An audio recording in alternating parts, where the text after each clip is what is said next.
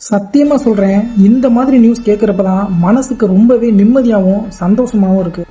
இந்த போட்டோல இருக்க டிரைவர் என்ன பேரு அந்தோணிராஜ், கண்டக்டர் என்ன பேரு முத்துராமலிங்கம். இவங்க 2 பேரும் TN63N1875 அப்படிங்கிற மதுரை டு ராமேஸ்வரம் போற ஒரு கவர்மெண்ட் பஸ்ல ஒர்க் பண்றாங்க. ஸோ இவங்க 2 பேரும் நவம்பர் 30 நைட்டு வழக்கம் போல மதுரையில இருந்து பேசஞ்சரை ஏற்றிக்கிட்டு ராமேஸ்வரத்துக்கு போய்கிட்டு இருக்காங்க.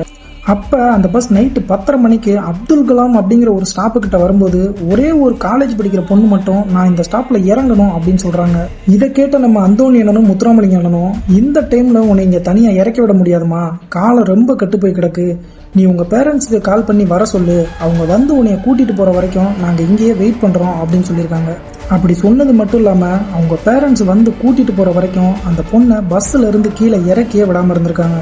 யாரு எக்கேடு கெட்டு போனா நமக்கு என்ன அப்படின்னு இருக்க இந்த காலத்துல இந்த மாதிரியும் சில நல்ல உள்ளங்களை பாக்குறப்பதான் மனசுக்கு ரொம்பவே சந்தோஷமா இருக்கு.